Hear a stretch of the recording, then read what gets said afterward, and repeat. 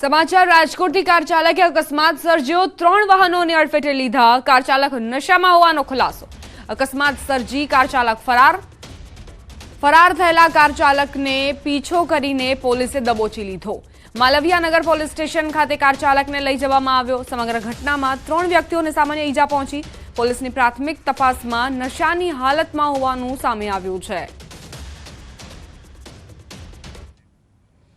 ધાનેરામાં ધરણા કાર્યક્રમ દરમિયાન એમએલએ માવજી દેસાઈનું નિવેદન સામે આવ્યું પૂર્વ મંત્રી હરજીવન પટેલ પર નિશાન સાધતા કહ્યું કે ખોટી રીતે આપણી વાત સરકાર સમક્ષ રજૂ કરી ધાનેરાની 100% પ્રજા બનાસકાંઠા સાથે રહેવા માંગે છે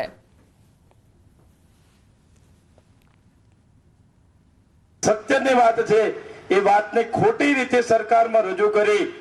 અને ખોટી રીતે ધાનેરાની વાત પેશ કરી છે એ બદલ આજે આપણા સૌને દુઃખ છે કે 10% ધાનેરાની પ્રજા પાલનપુર સાથે રહેવા માંગે છે અને 90% પ્રજા થરાદ સાથે રહેવા માંગે છે આ વાત તદ્દન ખોટી વાત 100% ધાનેરાની પ્રજા બનાસકાંઠા સાથે રહેવા માંગે છે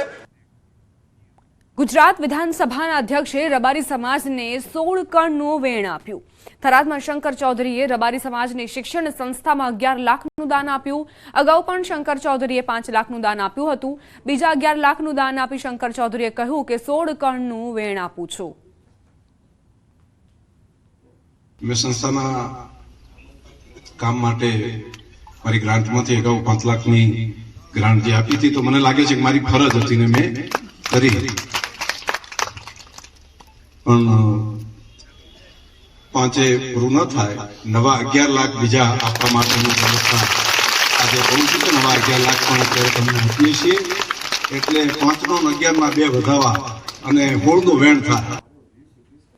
ડેઢિયાપાડાના ધારાસભ્ય ચૈતર વસાવાએ ફરી એકવાર અલગ ભીલ પ્રદેશની માંગ કરી તેમણે કહ્યું કે અલગ ભીલ પ્રદેશ બનશે અને રાજધાની કેવડિયા બનાવીને રહીશું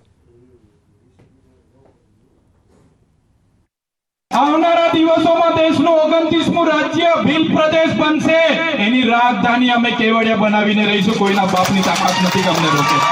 સરકારને પણ કહેવા માંગીએ છીએ અમને આદિવાસી ભીલોને અલગ ભીલ પ્રદેશ રાજ્ય આપી દો અમે અમારો વિકાસ કરી લઈશું સમગ્ર મામલે શિક્ષણ મંત્રી કુબેર ડિંડોરે કહ્યું કે ચૈતર વસાવાનું નામ છેતર વસાવા છે જે છેતરવાનું કામ કરે છે લોકોને ગેરમાર્ગે દોરવાનું બંધ કરો છેતર વસાવાનું નામ છે ચૈતરને છેતરવાનું કામ લોકોને ભ્રમિત કરવાનું કામ ભીલ પ્રદેશની માંગણી કરવાની રાજધાની કઈ બનવાની કેવડિયામાં એમ કે છે કેવડિયામાં રાજધાની બનાવવાની વાત ચાલે રાજધાની કઈ બનાવવાની મુખ્ય શહેર તો કે કેવડિયામાં પણ શાસનને ચલાવવાનું કઈ રીતના રેવન્યુ જનરેટ ક્યાંથી કરવાની આપણે તો ઘર ચલાવી શકતા નથી ભીલ પ્રદેશની માંગણી કરવાની લોકોને ઉશ્કેરવાનું કામ કયું બાકી રહી ગયું છે શું ખૂટે છે